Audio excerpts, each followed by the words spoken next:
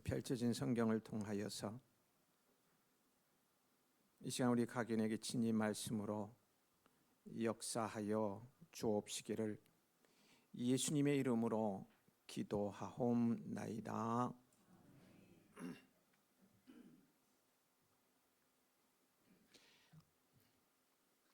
겨울을 흔히 고난이나 시련의 시기로 묘사되기도 합니다만, 겨울은 봄을 가지고 온다. 겨울은 봄을 가지고 온다라는 말이 있습니다. 봄은 희망, 새로운 시작, 생명력을 의미하죠. 지난 주간에 몰아닥친 한파가 따뜻한 봄 기운을 가지고 와 지난 한 주간은 참 따뜻했습니다. 오늘도 따뜻합니다. 이제 곧 봄비가 내릴 것이고요. 다음 주 월요일부터요.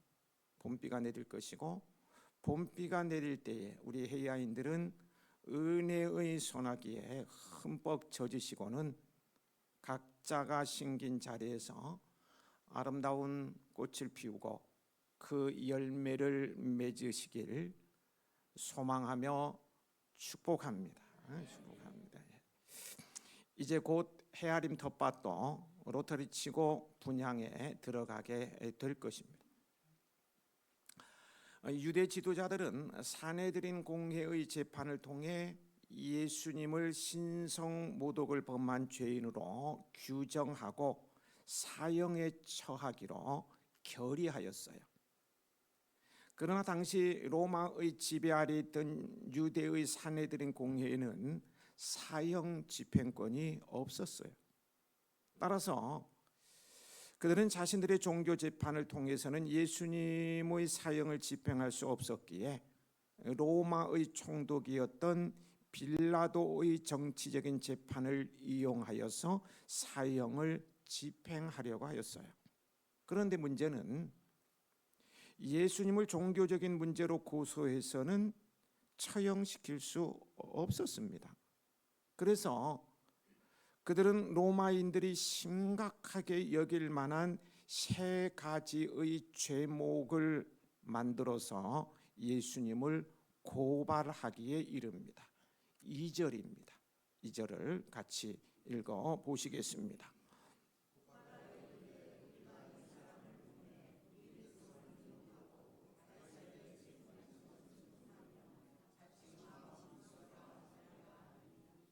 첫째는 백성을 미혹한다. 둘째는 가이사에게 세금을 바치는 것을 금지한다. 셋째는 자칭 왕 그리스도라 한다는 것입니다.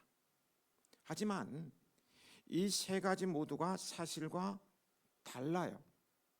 첫 번째 제목을 보면 예수님께서는 백성을 미혹한 것이 아니라 무지함을 가르치셨고 천국 복음을 전파하셨으며 모든 질병과 약한 것을 고쳐주셨고 백성을 사랑하셨어요. 다만 잘못된 종교 지도자들과 외식하는 종교 행위에 대해서 책망하셨을 뿐입니다. 그들의 주장처럼 백성들을 선동하여 질서를 어지럽히지 않으셨어요. 두 번째 제목에 대해 예수님께서는 가이사의 것은 가이사에게 바치라고 하셨습니다. 20장 25절에 보면 가이사의 것은 가이사에게, 하나님의 것은 하나님께 바치라고 말씀하셔요. 납세를 거부하도록 조장한 적 없으십니다. 그리고 세 번째 제목인 자칭 왕 그리스도라고 선동하 가이사에게 반역한 일이 없으셨어요. 스스로 그렇게 말씀하신 적이 없으셨습니다. 그럼에도 불구하고 없는 것을 있는 것처럼 수단과 방법을 가리지 않고 고발합니다. 그들은 당치도 않은 정치적인 죄목을 붙여 예수님을 고발하고 있는 거예요. 이 세 가지 죄목을 한마디로 하면 뭔지 아십니까? 저는 한마디로 줄이기를 참 잘하는 것 같아요. 이 세 가지 죄목을 한마디로 하면 반란죄가 되어요. 반란죄. 반란죄가 성립되면 최고의 법으로 다스리기 때문에 사형을 집행할 수 있습니다. 우리에게는 이들처럼 없는 것을 있는 것처럼 과장하거나 사실이 아님에도 사실인 양 왜곡하는 일은 없는지 돌아보십시다. 이것은 참 무서운 죄를 범하는 거예요. 산헤드린 공회가 예수님을 고발하기 위해 내세운 정치적인 죄목들은 살펴본 대로 예수님과 아무런 관계도 없었어요. 그렇다면 죄가 없으신 예수님께서 어떻게 되셨습니까? 무죄 판결을 받으시고 석방되셨는가요? 아닙니다. 예수님께서는 죄가 없으셨음에도 불구하고 십자가형을 선고받으시고는 참혹한 죽음을 당하셨어요. 왜 그러셨을까요?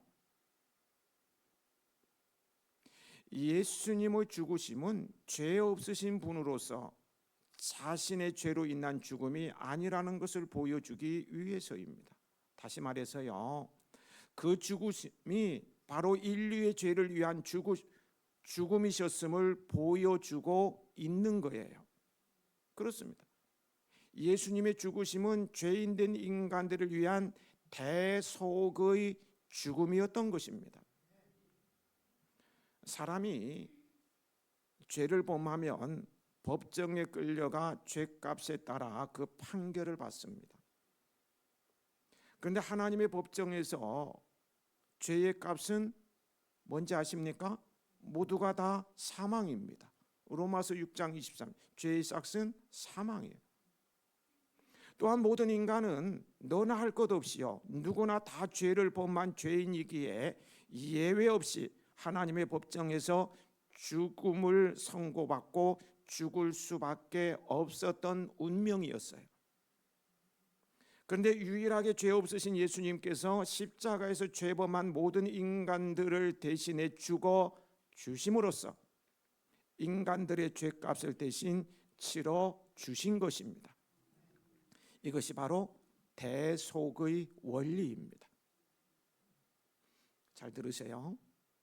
예수님께서 범죄한 나를 위해 대신 죽으셨다는 이 사실을 인정하고 믿을 때 나는 값없이 의롭다함을 얻어 하나님 안에서 살아가는 자가 되며 영원한 생명을 누릴 수 있게 되어요. 참으로 놀라운 은총이 아닐 수 없어요. 예수님의 대속의 죽으심을 삶 속에서 깊이 묵상하며 늘 그 은혜에 잠겨 살고 또 그 은혜에 합당한 삶을 사는 저와 여러분이 되십시다. 3절을 보십시오. 산헤드린의 고소권을 접수한 총독 빌라도는 예수님께 내가 유대인의 왕이냐? 라고 물었습니다. 이 질문은 정치적 의미에서 생각할 때 반역죄를 인정하느냐고 하는 의미가 될 수 있어요. 로마의 식민지로서 로마에서 파견된 총독의 통치를 받는 상황에서 유대인의 왕이라고 하는 것은 곧 로마의 통치를 거부하고 유대 왕국의 독립을 쟁취하려는 것과 다름이 없기 때문입니다. 그런데 예수님께서 전혀 망설임이나 주저함 없이 뭐라고 대답하십니까? 내 말이 옳다. 내 말이 옳도다. 자신이 유대인의 왕임을 인정하신 거예요. 비록 빌라도의 질문 의도가 어디에 있든지 예수님 자신은 영적으로 유대인의 왕이 분명했기 때문입니다. 만약 여기서요, 예수님께서 빌라도의 질문을 부인하셨더라면, 즉 자신은 정치적으로 유대인의 왕이 아니라고 자세히 해명을 하셨더라면 재판 상황은 아마도 판이하게 달라졌을 거예요. 빌라도는 사내들인 지도자들의 고발이 근거 없음을 조기에 선고하고 예수님을 석방했을는지도 모릅니다. 그러나 예수님께서는 내가 유대인의 왕이냐고 묻는 빌라도의 질문에 뭐라고 했다고요? 내 말이 옳도다, 즉 그렇다라고 당당하게 시인하셨어요. 물론 같은 왕이라는 단어이지만 빌라도가 생각하는 왕과 예수님께서 말씀하시는 왕은 다른 의미였어요. 예수님께서는 자신이 가야 할 길을 아셨기 때문에 회피하지 않으시고 내가 유대인의 왕이라고 분명히 밝히신 것입니다. 여기 예수님께서 가셔야 할 길은 뭡니까? 십자가의 길입니다. 십자가의 길. 4절을 보면 예수님을 신문한 빌라도는 예수님에게 죄가 없다고 말하고 있어요. 같이 읽어보실까요?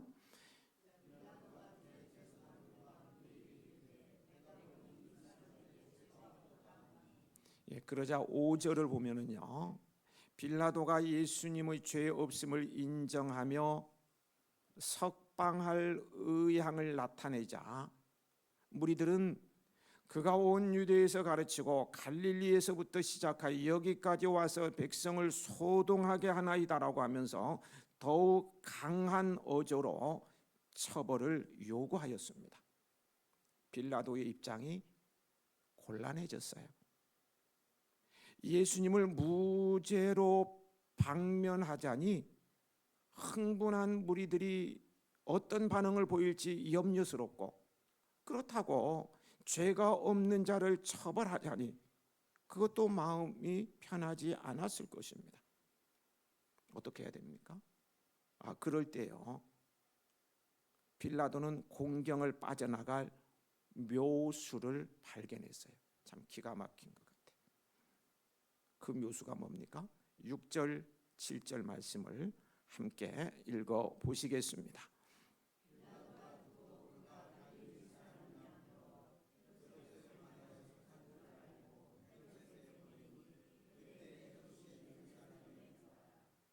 피고인으로 붙잡혀온 예수님이 갈릴리 사람이라는 것을 알고는 마침 그때 예루살렘에 와 있던 갈릴리 분봉왕 헤롯에게, 갈릴리를 통치하는 책임을 진 분봉왕 헤롯에게 이 문제를 해결하도록 보내기로 한 거예요.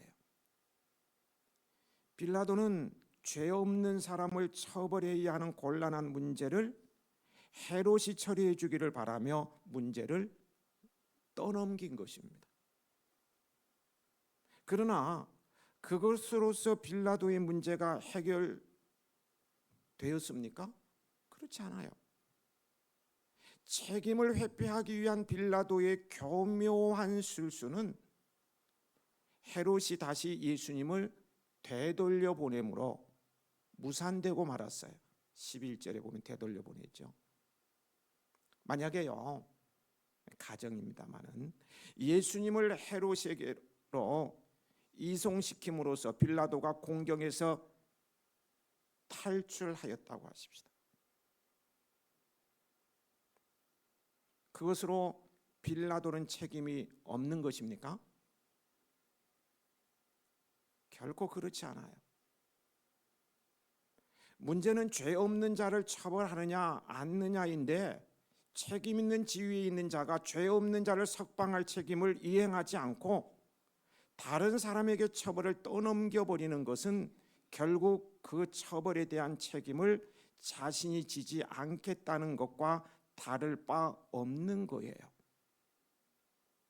이런 빌라도의 무책임한 행동으로 예수님께서는 헤롯에게로까지 끌려가서요, 거기서도 수모와 희롱을 당하셔야만 했어요. 죄의 책임을 남에게 떠넘기려고 하는 빌라도의 악한 속성이었습니다. 여기만 나오지 않죠. 마태복음에서 손을 씻으면서 예수님의 핏값을 유대인에게 돌리려는 그런 행동에서 극명하게 그의 악한 속성이 드러나는 것을 보게 됩니다. 마태복음 27장 24절이에요. 그래서 그의 책임이 회피되었습니까? 떠넘겼다고 해서 회피되었는가요? 오히려 자신의 책임을 회피하려는 무책임한 행동과 그의 우유부담함은요, 가고 오는 세월 모든 사람에게 지금까지도요, 두고두고 예수님을 죽인 책임자로서 저주와 비난을 면치 못하고 있어요. 오늘도 우리는 들먹거렸습니다. 언제요? 사도신경 하면서. 성도들은 사도신경을 고백할 때마다 본디오 빌라도에게 고난을 받아 십자가에 못 박혀 죽으시고 예수님을 죽인 사형 선고를 이 빌라도를 끄집어낸 거예요. 칭찬하는 것입니까? 비난하는 거예요. 저주하는 거예요. 본디오 빌라도에게, 본디오 빌라도에게.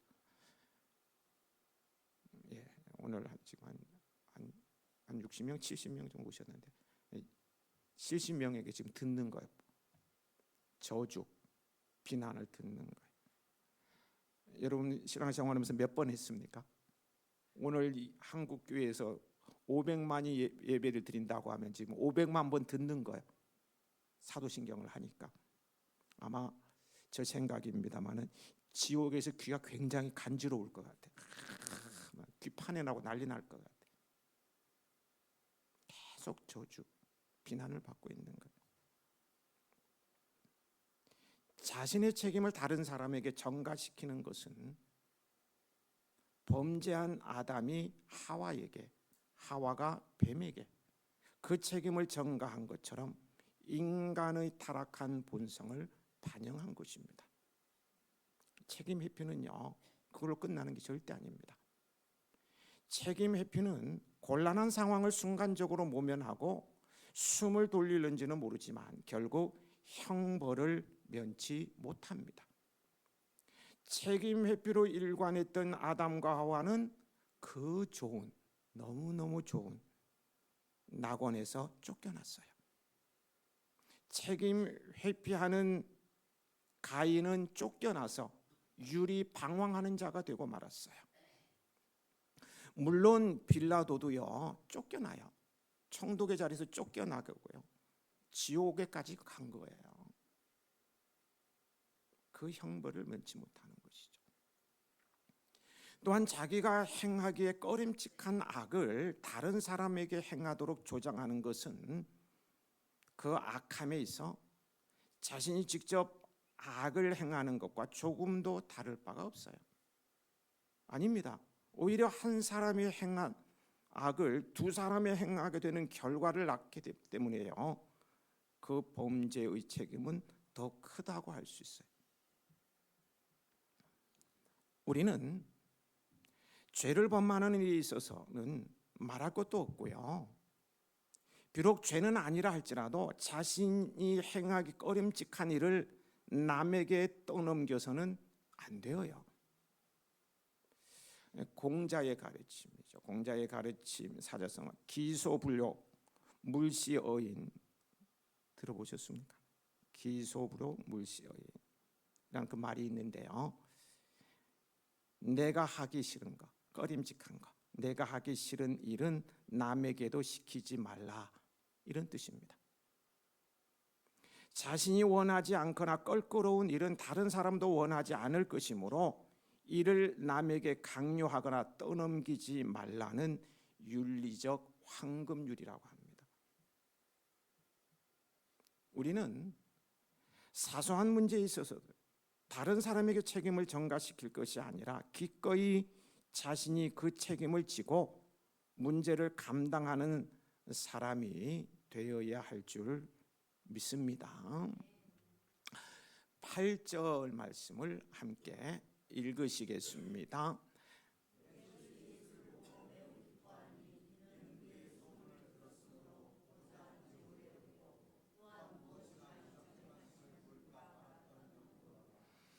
헤롯이 예수님을 만나보고서 기뻐한 이유는 그가 예수님께서 전파하시는 진리의 말씀을 사모한 까닭이 아닙니다.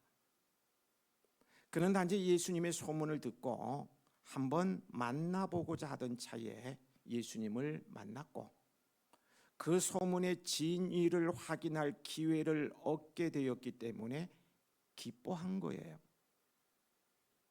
이와 같이 헤롯은 예수님을 진정으로 알기 위한 동기로 예수님을 보고자 했던 것이 아닙니다. 또 예수님께 진리를 배우고자 하는 동기로 보고자 하였던 것도 아닙니다. 단지 그는 예수라고 하는 널리 이름이 알려진 한 인물이 어떤 기적적인 능력을 행할 수 있는지 구경거리를 찾고 있었던 거예요. 그는 예수님께서 물을 포도주로 만들 수 있는지 아니면 오병이어로 5,000명을 먹이는 그런 종류의 이적을 행하는 것을 구경하고 싶었던 것입니다. 여러분, 우리 예수님은 구경감이 아닙니다. 우리 예수님은 구경감이 아니라 순종하고 따라야 할 분이십니다. 예수님께서는 호기심을 해결하는 도구가 아니라 믿음의 대상이십니다. 오늘 우리가 예수님에게서 어떤 기적을 바라고 신앙생활을 한다면 잘못하고 있는 거예요. 그분은 믿음의 대상이시요, 우리가 순종하고 따라야 할 분이십니다. 그런 성도만이 구원의 자리에 이르게 되는 거예요. 9절을 보면 헤롯이 예수님께 여러 말로 신문하였으나 예수님께서는 아무 말도 대답지 아니하셨다고 했는데요. 같이 읽어보실까요?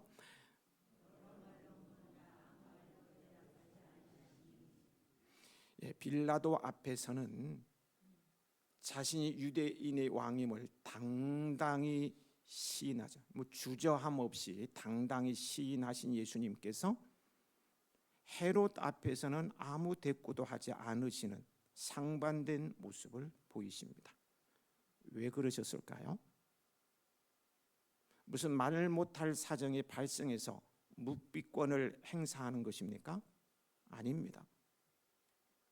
예수님의 침묵은 헤롯의 그 경박한 호기심을 꾸짖고 그의 죄악을 심판하며 십자가의 길을 묵묵히 걸어가기 위한 의도적인 침묵이요, 힘 있는 침묵이셨어요. 우리는 다른 사람으로부터 부당하게 참소라 그러죠. 온갖 거짓말로 자신을 나쁜 사람으로 몰아세우는 것 말이에요. 참소를 당할 때 어떻습니까? 저 같은 경우는요, 막 참소를 당하면 막 속이 뒤집어지고 막 화딱지가 나서 막 씩씩거리가지고 얼굴이 새빨개지고 막 난리 납니다. 막 못 참어. 이러면 사실은 사실대로 밝혀야 한다고 조급한 마음으로 항변하기 쉽습니다. 물론 부당한 비방에 대해서는 진실을 명백히 밝히는 자세가 필요합니다. 그런데요, 때로는 사실을 사실대로 밝힌다고 대응하는 과정에서 필요 이상으로 분을 내어서, 의분이라고 생각하고 분을 내게 되어서요, 큰 싸움으로 비화되는 경우도 있습니다. 또 어떤 경우에는 변론을 한다고 해도요, 상대가 전혀 그 진실에 반응을 보이지 않고 희직희직 웃기나 하면은요, 말하던 내가 화딱지가 나는 거예요. 더 화납니다. 말하는 나만 더 분난 거예요. 그래서 저는 어떻게 하느냐, 그 앞에서는 침묵을 하고 집에 가서 제 아내에게, 애들에게 화풀이를 해야 됩니다. 막 그냥 막 못 참아가지고 막. 그러면 사랑하고 존경하는 제 아내는 어떻게 하느냐, 좀 맞장구 쳐주면 좋으련만 침묵합니다. 고수입니다. 저는 고수를 참 좋아해요. 여러분, 억울하게 참소를 당할 때는 목소리를 높여 항변하기보다 차라리 침묵하는 편이 낫습니다. 물론 근거 없이 비방을 받을 때 침묵하는 것은 쉽지 않아요. 인내가 필요합니다. 참다 보니까 피가 나요. 혀를 깨물어야 되고 그런 고통이 있을 수 있어요. 그래도 인내가 필요한 거예요. 그러나 오히려 묵묵한 인내와 침묵이 큰 웅변처럼 진실을 알리는 나팔의 역할을 할 때도 있어요.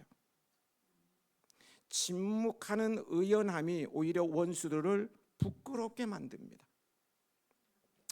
일전에 어떤 이가 저에 대해 막 허위 비방하는데도 제가 아무런 대꾸도 하지 않으니까요, 어느 분이 막 분통 터져가지고 목사님 제가 대신 한번 쏟아부어도 되겠소?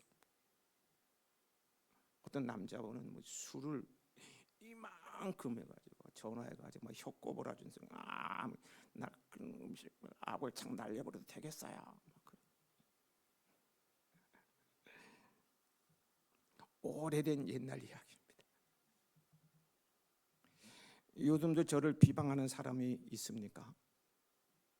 교인들은 다 내 편입니다. 아골창 날아가는지도 혼날는지. 그리고요, 진실은 구차한 변론을 필요로 하지 않아요.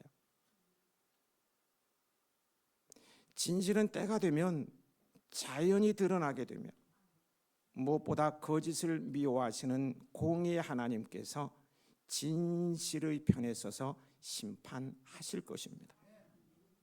진리 편에 서서 진리의 승리를 확신하는 자는 예수님께서 보이신 모범을 따라 침묵이 요구될 때 침묵하는 자가 될 수 있는 것입니다. 여러분이 그런 인격이시길 축복합니다. 11절 말씀 함께 읽으시겠습니다.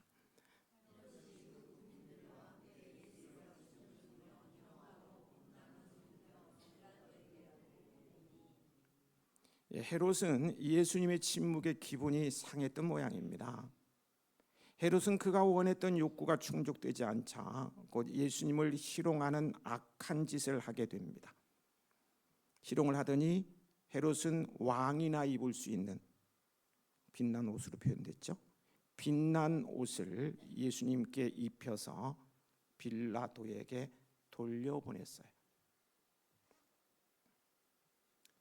가짜 유대인의 왕을 여기 보냅니다. 그런 식이죠. 왕복을 입혀서 보냈으니까요. 그럼 속이 후련했는지도 모릅니다. 그런데 여기서 헤롯에게는 갈릴리 촌놈을 놀려먹는 재미를 보는 속이 후련한 시간이었는지 몰라도요, 사실은 만왕의 왕이신 하나님의 아들을 놓쳐버리고 구원받을 기회를 잃어버리는 가슴치며 통탄할 시간이었다는 것을 그는 알지 못했어요. 이런 바보 멍텅구리 천지가 어디 있습니까? 천지가. 천박한 모욕을 받으셔도 묻어나시는 예수님의 모습에 경의를 표하지 않을 수 없고요, 이런 천박한 모욕을 주는 헤롯의 죄는 결코 간과할 수 없는 것이었어요. 12절을 보면 헤롯과 빌라도가 전에는 원수였으나 당일에는 서로 친구가 되었다고 합니다. 함께 읽겠습니다.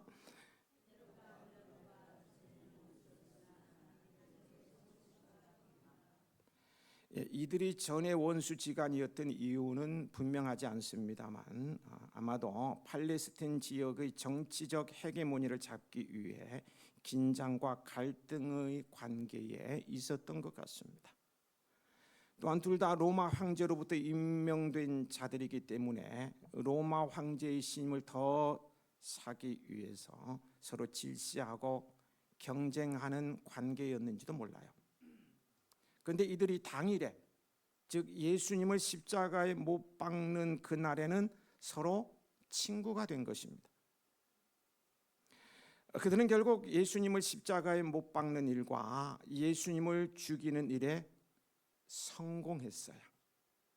그들은 예수님을 대적하는 일에 공동 전선을 펴서 일시적으로 승리하는 듯했지만 그러나 결과적으로는 함께 패배하게 되어 있어요. 예수님께서는 죽음을 이기시고 부활하셨기 때문입니다. 우리 해야인들은 악한 일에 동조하며 부안해동 다른 사람을 비방하며 괴롭히지 않고 선한 일을 도모하는 인격자들인 줄 믿습니다.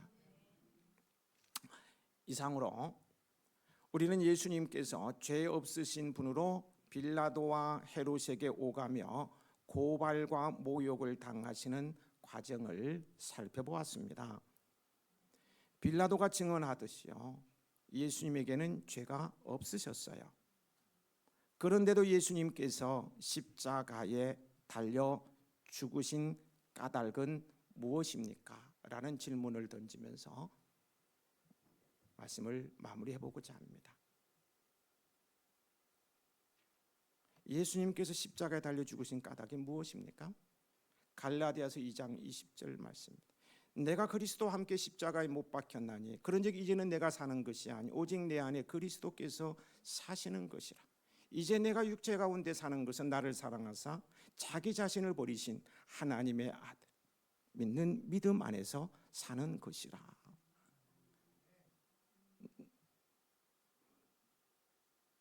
예수님께서는 우리를 사랑하사 우리를 위하여 자기 목숨을 아낌없이 버리신 거예요. 사람이 친구를 위하여 자기 목숨을 버리면 이보다 더 큰 사랑이 없다고 말씀하신 대로요, 나를 친구 삼아주시고 나를 위해서 생명을 던진 거예요. 내가 뭔데? 뭐가 잘났다고 주님께서 하나밖에 없는 생명까지 던지십니까?